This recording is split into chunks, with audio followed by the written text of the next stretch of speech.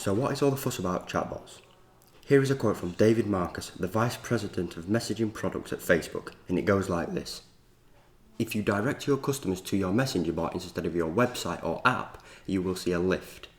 If you build the right experience. With that authority cleared up, let's get into the podcast.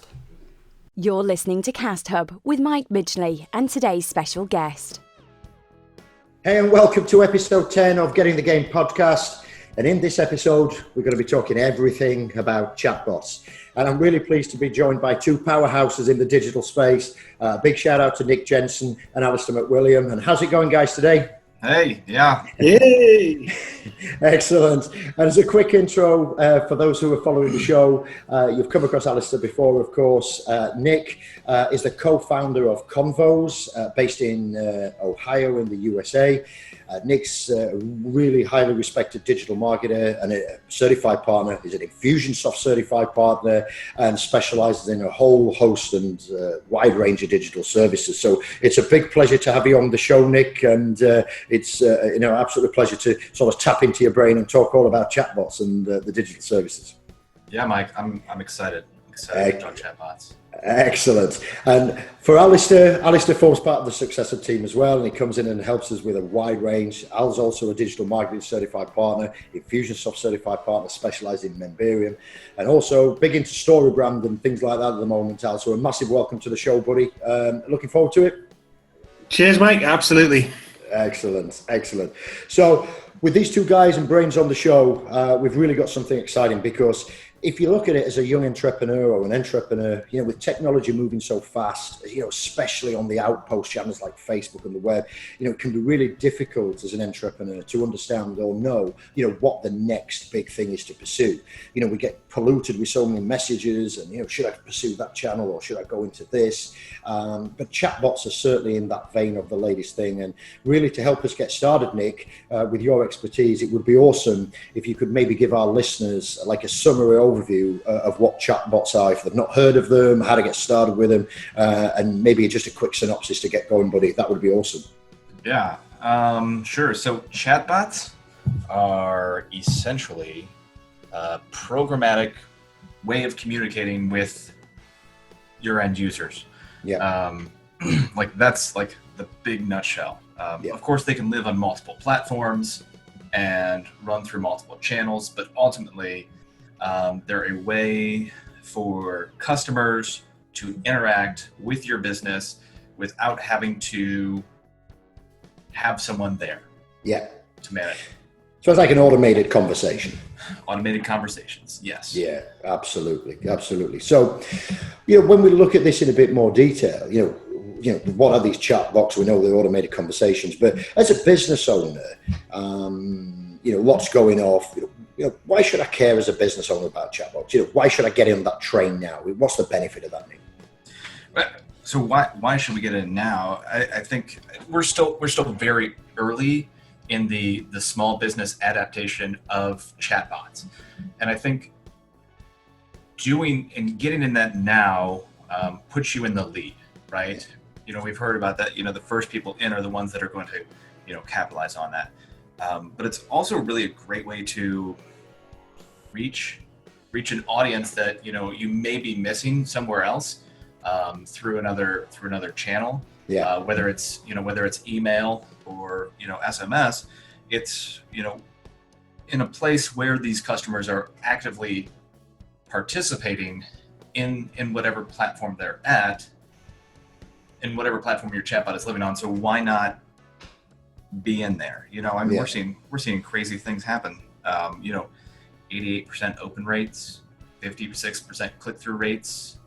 Those aren't too bad. We said unheard of in email marketing or anything like that unless you've got an awesome offer.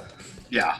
I mean, that'll probably change, over the next 18 months, but you'll definitely, jumping in now, you'll start to see things like that happen for you, right?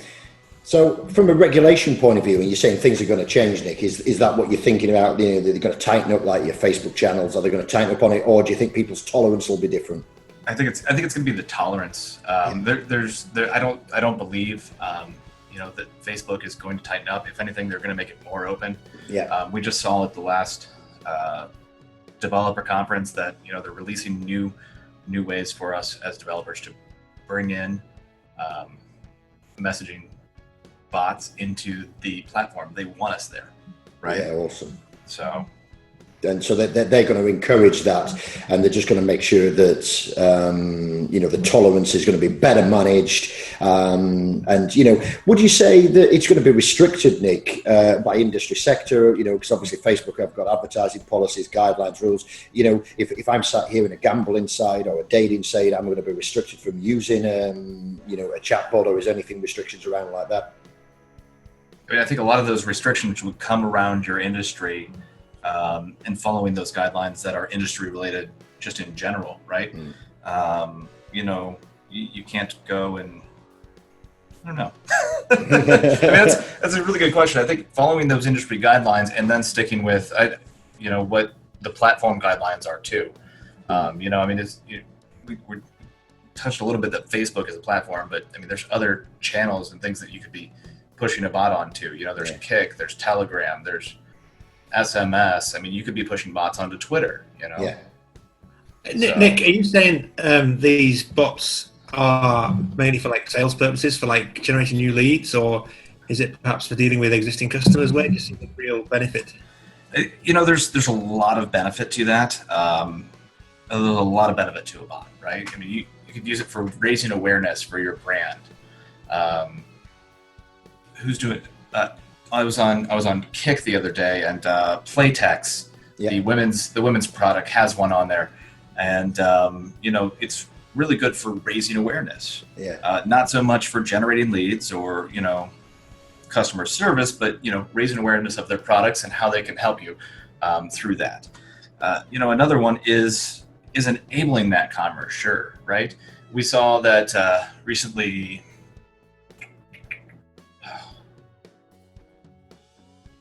Just give us an example.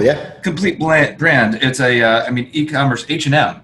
Yeah, they moved their entire app to chatbots, right? Wow. So now it lives within the messenger, and so it's great for enabling commerce. But you also have that customer service aspect too, where it's a communication channel first, right? I mean, we're in communication channels. Absolutely. And I'm sure you've interacted with this and you didn't even realize you were interacting with a chatbot. Right. Where you've got customer service like Nike and these brands that are using, chatbots, whether it's on their website or, through Messenger or through Kik or one of those other services. And they're using that to offset the cost of customer service because they've found that, with a chatbot, we can actually answer a lot of questions before we even get there. But, back to your point, Alasdair, absolutely we can use this to generate leads. Yeah, that's the main thing. So just, my relationship with bots, Nick, is even we're in the digital space, but, you can only concentrate on so many, specific niches or areas of speciality at any one time. And we're currently running a platform called Intercom. We have Intercom in our Memberium site, we have Intercom on our website, and that's got a feature called Messages. So, you're helping me out. This is a live call. I host this show and I'm in digital marketing, but, we never profess to know everything about everything. That's why we bring specialists and awesome guys like Nick and Al onto these shows to really get these cleared up. But this is a personal question and a shameless plug for hijacking the questions. Yeah. I'm on Intercom. I've got Intercom Messenger, Intercom Respond, and all that sort of stuff.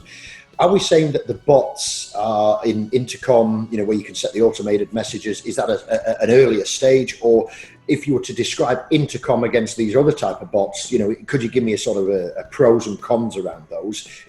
Are they the same or are they one of the different ones? Just give me a bit more of an explanation there. So, with your point on Intercom, I've been doing a bunch of testing. As far as how can we push, automated, programmatic responses, but also be able to manage that handoff.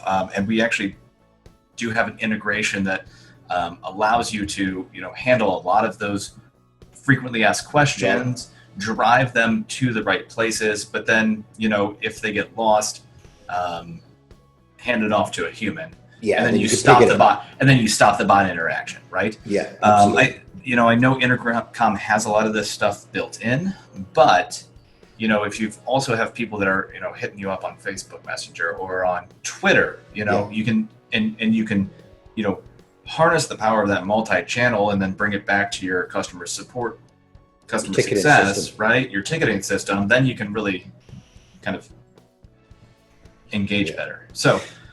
Yeah. I don't know. It just becomes a better social inbox, doesn't it? And there's that social inbox as a whole. So thanks for clearing that up. That's awesome, and that's good. So I think just moving on, if we just concentrate about Facebook at the moment, and I do accept across the piece that bots are a lot wider than Facebook, but why would I want a bot on Facebook Messenger today? If you just sort of give us your view on that, and especially just concentrated around that specific channel. I would start by saying 1.2 billion active users. Right. That's 1.2 billion monthly active users on Messenger. It's to that point where you're even seeing people moving away from, especially here in the States, they're moving away from that standard text messaging, and they have, we're seeing people that are just power Messenger users, and that's their way of communicating. I know personally, I don't have some people's phone numbers, but I'll pick up Messenger and I'll ring them up, and there we go, Yeah. So, along with that, Facebook also, wants us to do it, right? Yeah. They say, hey, guys, build bots. We want you to build bots. And I think there's something really cool about that. So with them opening up the API to do this, it's really made it better for us to engage. We know our customers are already hanging out on Facebook as it is. But another thing that I like is that the friction. There's no friction there. Yeah. To communicate. There's nothing new to learn. There's no apps to download, and ultimately, you don't have to create a new account because it's already there. Yeah, right? And I think what I like about the Facebook sort of there is that, it doesn't matter who you speak to, anybody who's, half breathing, as I say, the Facebook Messenger app or the Facebook app is open all the time, whereas they will dip in and out of email or they'll dip in and out of text messaging. As I say, it's now seemed to be going that way, whereas, Facebook Messenger is there. So there's a saying that we've got in the UK, or something I practice a lot now, you'll pick up on a lot of the things that I sort of put out there and that type of sayings, but it's straight into the vein. It's that's straight in, and it's there. It's not. There's no barriers. I get it, and I think to be able to access that, you suddenly, we talked earlier about open rates, 70, 80 odd percent, 55% click-through rate. You're just not going to get that in email, or text message was the best next thing to that because it was straight into the handset. But ultimately, you see bots is going to really overtake that. Really, as the new way, and with Facebook opening the API, they're encouraging it all the way. Yeah. And you know what, from a marketing standpoint, it's fantastic because once a user interacts with your Messenger channel on your Facebook page, they've, by the terms of service, have given you explicit consent to continue to send messages to them. Yeah, so it's opt-in, auto opt-in type of thing. Exactly. Once they engage with you on that channel, they have opted in. Yeah. So just for the skeptics or the people who are saying, hey, that's intrusive, I didn't know that, and whatever, because you always get those type of customers and listeners to the show where they say, I never knew that. So if they did want to opt out, Nick, is there a universal opt out, like stop to this number, or how does that work? Yeah, there's two. Facebook recognizes stop as an ultimate opt out, but if you just go in and delete the conversation, the page can no longer send you messages. Got you. So, there's two easy ways to do that. Awesome. So what we're saying, guys, is for those people out there who are a little bit worried about privacy, and it is a big area, we shouldn't skip over that. Just simply use the word stop that Facebook's going to do. But as Nick's comment there, just delete the conversation, and you're out of that sort of process. So that's awesome. Just a quick one on that, Nick. Just curious. So are these bots? You mentioned customer service, so I might go to a retailer and start asking questions about what I've bought that may be answered by the bots. Does it work the other way around, where I'm suddenly contacted out of the blue with a marketing message on Messenger? So it depends on if they've subscribed you to their bot service. Ultimately that's what's going to happen. So if you made a purchase with this commerce, person, right? And through their site, and they had used the Facebook API to bring that in. They sent you your receipt. They keep you updated with tracking, so now you've got all that stuff happening in there. Facebook says that you should not be sending sales messages more than 24 hours after someone has interacted with your bot. So it's one of those things. It's a conversational channel, and you need to be bringing some conversation to it, not pushing out sales messages. Yeah, so it's that multi-engagement, isn't it, that you want to put some value out there. And I suppose it's no different with email marketing or social media or content marketing. You got to be putting value out there. And would you say, and again, I know this is up for debate, both for the audience and the experts that we've got here with Nick and Al, but there's a lot of things that where people say, hey, put 4 sort of educational pieces of content out and then 1 sales message. And whether you would buy into that or you don't, that balance of 4-1, 5-1, 3-1. Is that a rule that applies on bots? Could you maybe get some conversations going and then drop a sales in there, or would you sort of steer clear of that and just try and keep it conversational and then just follow up with a promo? What do you think? When we're engaging with people on these channels, it's a conversation first channel. Yeah. Ultimately, we guide that conversation, right? We want to guide that conversation through our bot design, but it's conversational first. We have a bot running that it says, hey, look, you want to see how we can integrate your chatbot into Infusionsoft and get leads directly into Infusionsoft from your chatbot? Go ahead and start engaging, and then it creates this conversational thread. But ultimately, when you're having a conversation, you need to think about when you're having a conversation. Like, I'm not just going to come up to you unless I'm, one of those multi-level marketers and say, hey, have you heard the great news about, financial freedom?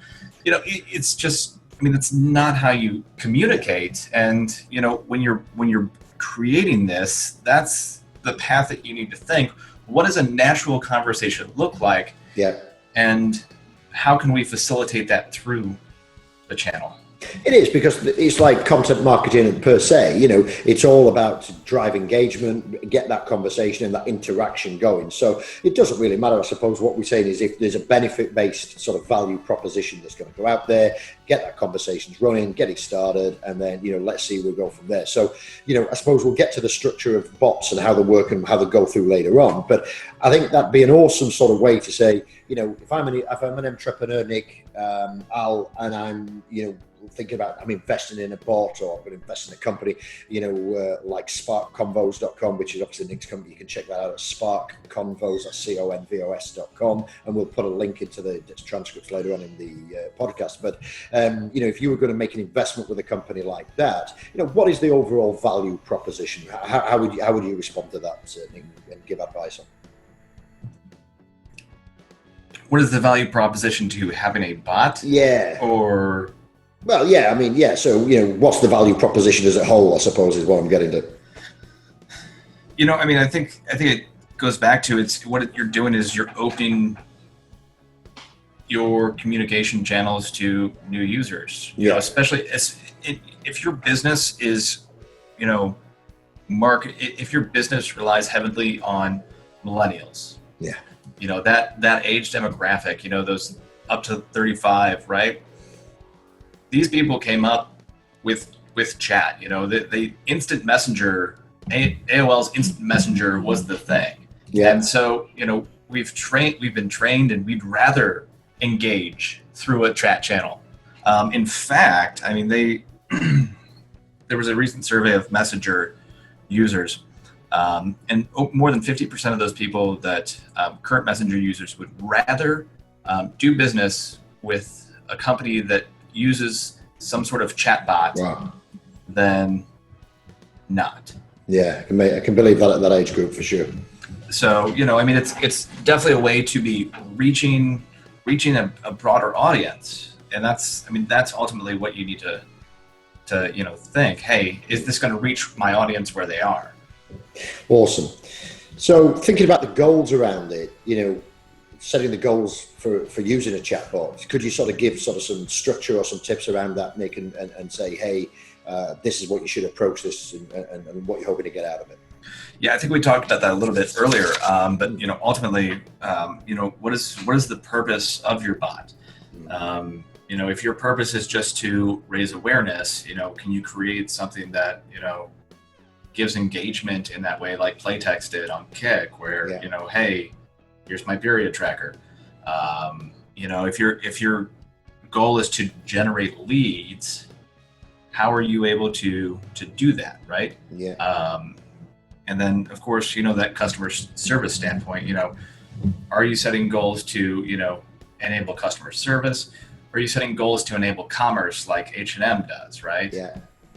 Ultimately, though, what you do is you need to plan for probably a little bit of all of this when you're developing your bot, because you're opening up that communication channel. Absolutely.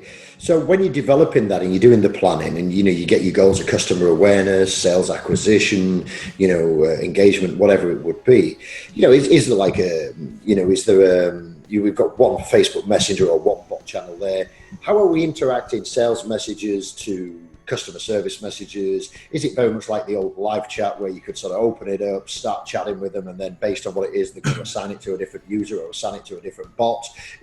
Just if I've got one Facebook Messenger or one bot here, but I want to maybe talk sales or I want to talk customer services, how is me as the end user interacting with that and getting through to the right people? If you as the business design this correctly, your end user won't have to figure that out too much. Awesome. Your bot, when you design it, should be menu driven. Got you. Ultimately, there's a lot of talk about, artificial intelligence and natural learning and all that stuff. But, at the end of the day, that plays just a small part of it. Yeah. And that's for when those people get way off track and have not followed the path that you want them to go down.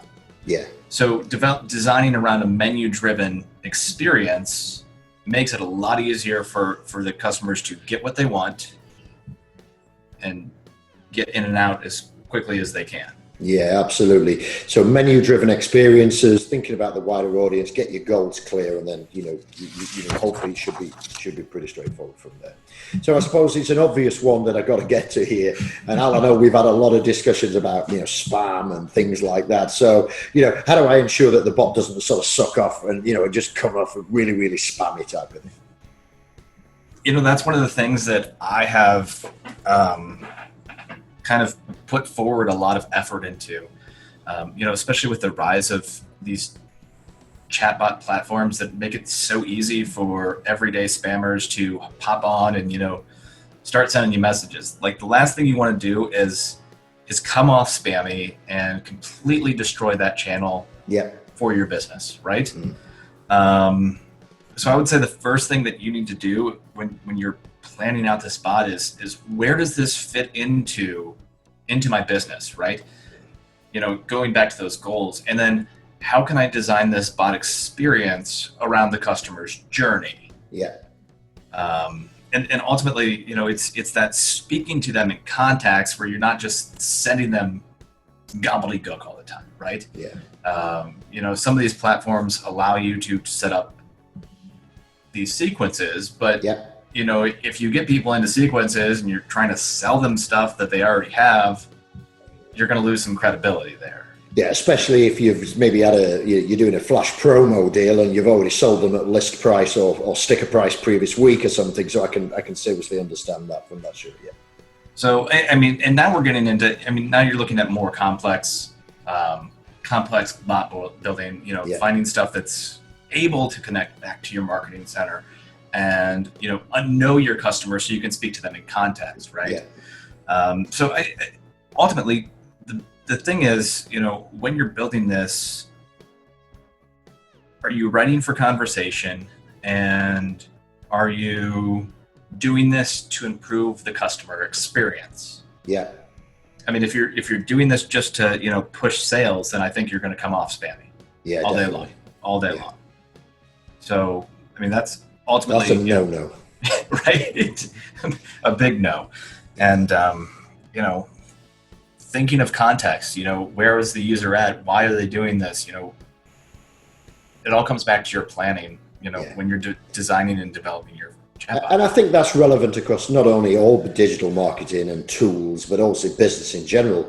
For the audience, what we're talking about here is the wider strategy. And, here at The Successor, we have a power of alignment strategy, which looks at business model, financial model, and marketing model as three different items, but we try and bring them in a line. And, then the tools that we use inside of there, or the goals, or the metrics we're going to measure it from, has all got to be agreed. And there should be no different. I think what Nick's saying, and more than saying and reinforcing, is that, I think we've said 2 or 3 times in this conversation here, Nick, he's all about that strategy, he's all about that wider. And I think you got something on that as well, Al, yeah? Yeah, no, I was just thinking, like a retail example. You walk into a shop, and they're trying to, jump on you and sell to you, or are they like saying, hey, how's your day, and anything I can help you with? Yeah. I remember Apple. You go to an Apple store, for example. I know they're trained to say, when you leave, not, do you want to buy or anything like that. It's have we answered all your questions? Yeah. And I was just thinking, as Nick was talking, it is like, walking into a shop. Am I on the right lines here, Nick? As much as you can recreate that natural experience, like, or say, for example, the archetype of you walk onto a used car lot, and the salesman who's, trying to get you to, which one do you want, and let's get the finance done, and, you're running away. You don't want to deal with them at all. Right. No, that's absolutely right. Yeah. If you think of this, you need to think of the bot as an extension of humans. I mean, we all know that we're interacting with the bot, and there's no need to, put on a facade that we're not, that it's that's a fake human. No, that's perfectly fine that it's a bot. But is it a natural conversation flow, or are you pushy? Yeah. I think that you definitely reinforce that thought process there. Where are you a used car salesman that's trying to push somebody a car that they don't want and finance it, or are you Apple, right? Yeah. And there's a big difference in the customer feel, and it's also in the success of those type of businesses, because it comes back to culture, that as well, about what the business wants. But I mean, Nick, you've shared some awesome tips with us today, and thank you for your valued insight. And I suppose one of the things that we've sort of got out of some of these, no doubt there's a bunch of platforms, that you can get bots. How would I know which platform's the right one for me? So which platform's the right one for me? Well, I'm gonna say it's mine, but no, I'm just kidding. Sorry, Nick. I think you broke out there, but could you give us that answer again?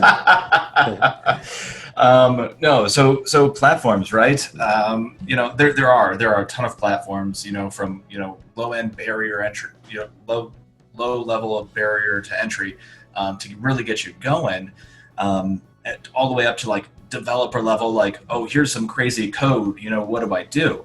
Yeah. First of all, I would ask yourself, how tech savvy are you? Yeah. If you're tech savvy, cool, and start writing in code, because that's going to be the best experience that you can possibly create, because now you've done that. Because it's custom, right?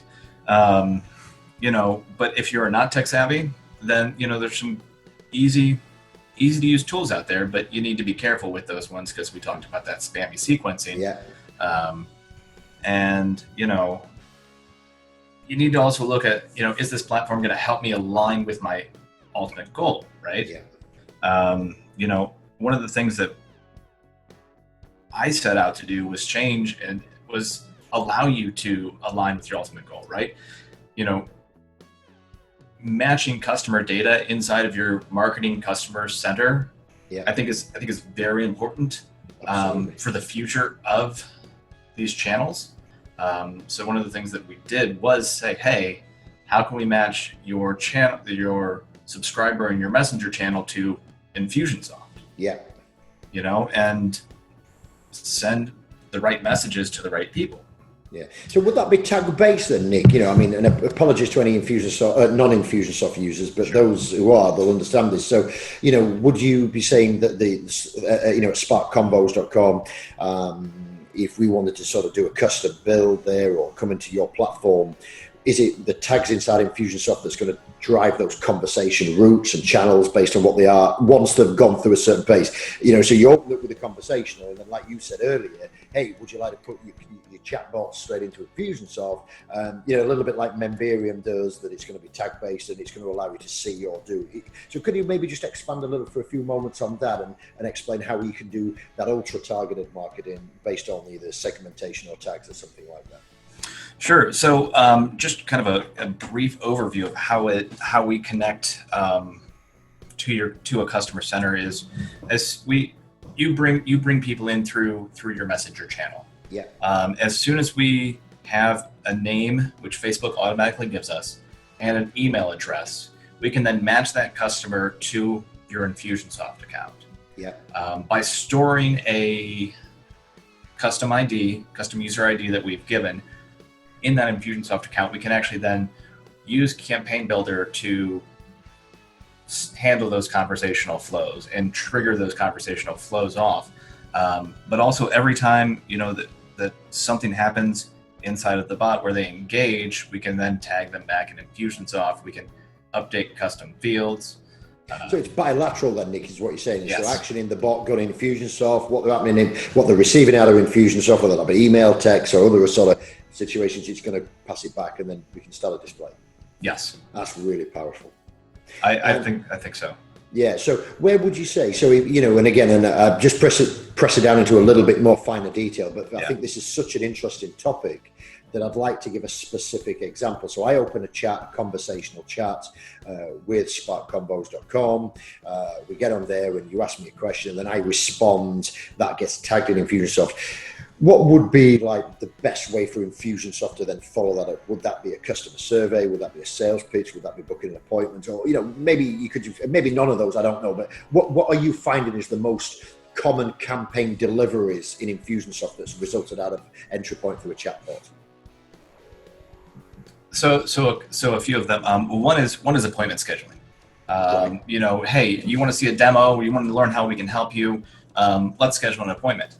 Now, you can think of it as a way of cart abandonment, even too, right? Oh, right, yeah. Okay, so if you go to our bot and you want to schedule a one-on-one call with me or someone from the team, yeah, you can go through and schedule a demo. It's going to ask you for your name, email, phone number, and it's going to add you to Infusionsoft. Then it's also going to send you to our calendar scheduling link.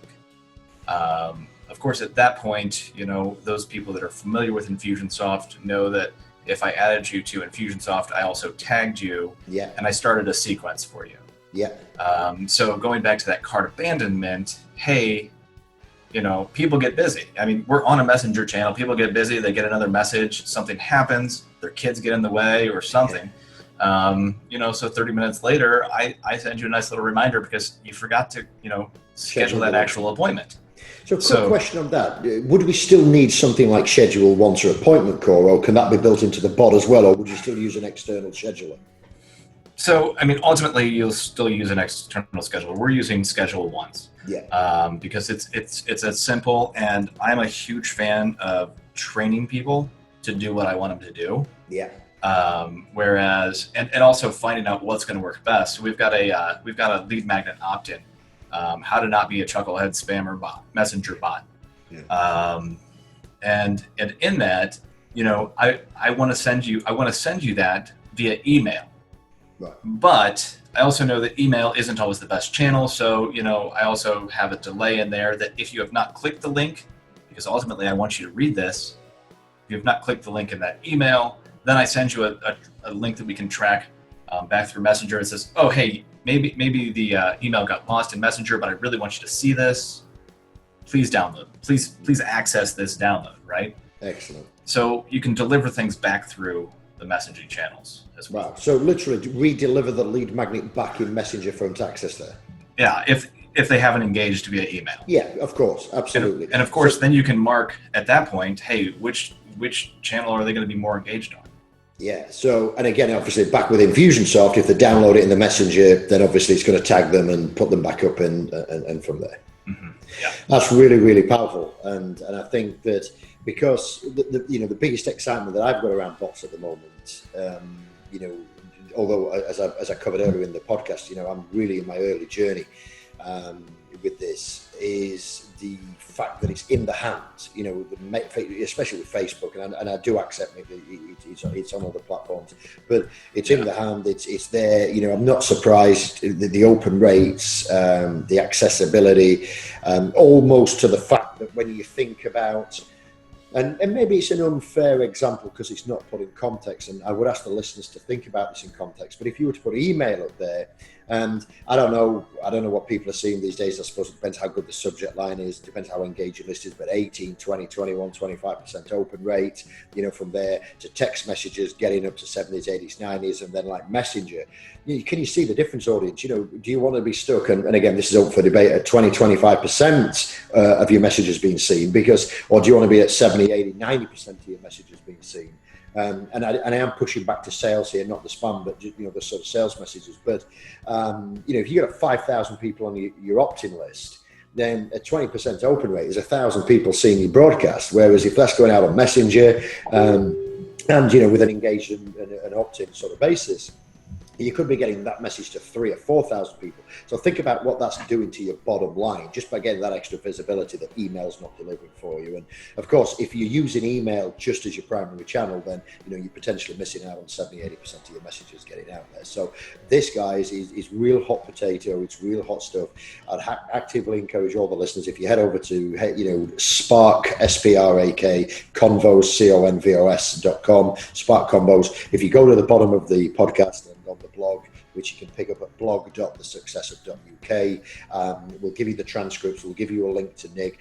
Nick, would there be an opportunity for us to put a schedule link in there if any of the audience wanted to book a call, or is there a better link that we can put on there to connect with you if they want to find out more about this? Yeah, we can definitely put a link there, and I will send you to a messenger bot. No surprise. Because ultimately, that's how I want you to engage with me. To begin that, and we can use that to segment people out, and whether or not you make the cut. Yeah, absolutely. You got it, buddy. You got it. Right. So listen, if you're serious about even investigating it, we'll post this link down. Connect with Nick. He's an absolute genius when it comes to this stuff, and I'm sure you've had a great deal of value. Nick, as we sort of wrap in, before I do that, I know Al's got something to sort of add to this as well. You got Al, over to you, buddy. I'm just wondering, where's all this leading? Is there a future of what's the trend? Are we going to be talking to robots forever? I don't believe we will. I do believe that there will be a lot more AI powered things. You look at what Amazon, Google, Apple have all done. Everything. They're really driving AI through that. I do believe a lot of your future customer experience and customer service will all start with a chatbot level. Yeah. Ultimately, it allows businesses to decrease their support staff, because a lot of people and their problems they have can be solved through technology. Most of the time, it's human error that's caused their issues to begin with. So. let's let the computer do it. Do you think we'll see these bots integrated into some of these home devices like the Google Home and Amazon Echo? Will those platforms eventually open up for us to write bots with? They're already open. They're already open. We can already build on Alexa. We can already on Amazon's Echo. But at the end of the day, what do you want to accomplish with it, right? How does that even fit into your business? Yeah. If you are a simple e-commerce like Amazon, which has done a great job of saying, hey, just let your kids order anything. As long as they can talk to Alexa, they can order it, right?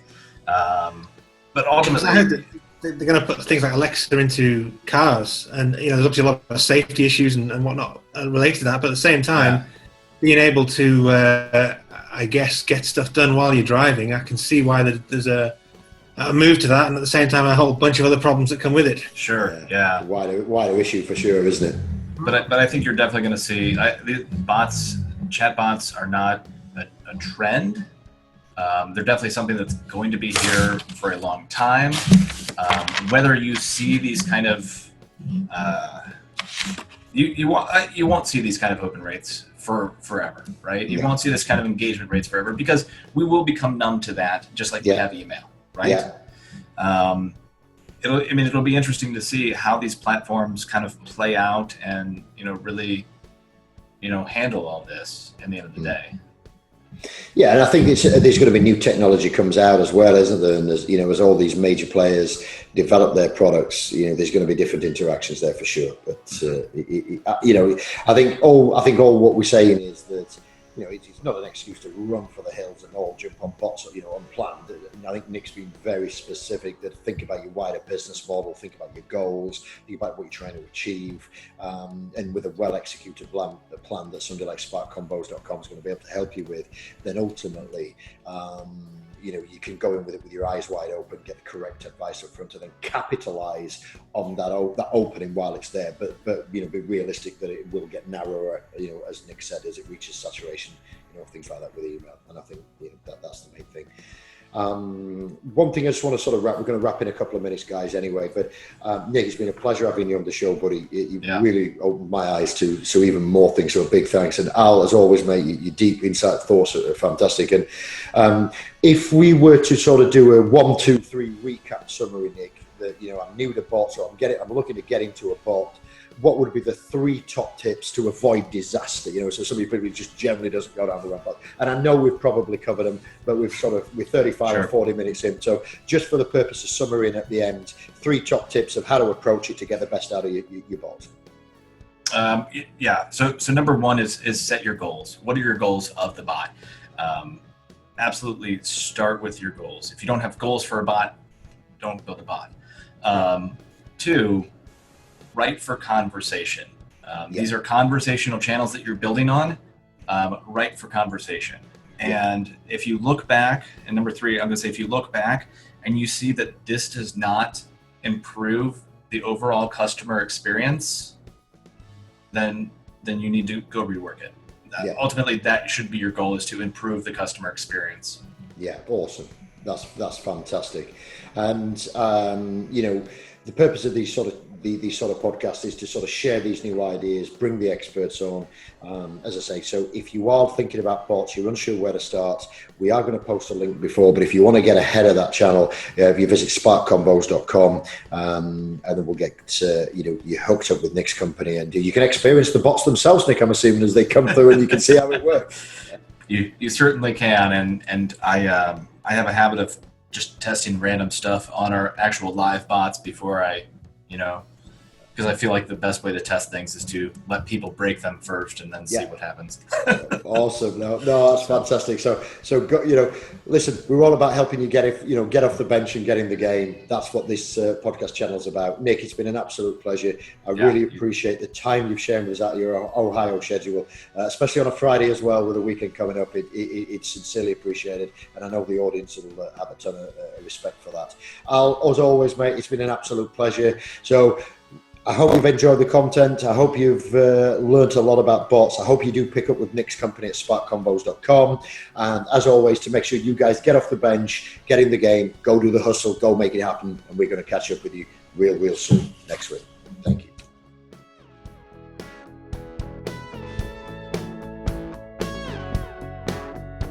You have been listening to Cast Hub, brought to you by the Success Hub. To find out more and to get the resources we have mentioned in this podcast episode, simply visit blog.thesuccesshub.uk and view the podcast section. Thanks for listening, and we look forward to catching up with you in our next episode.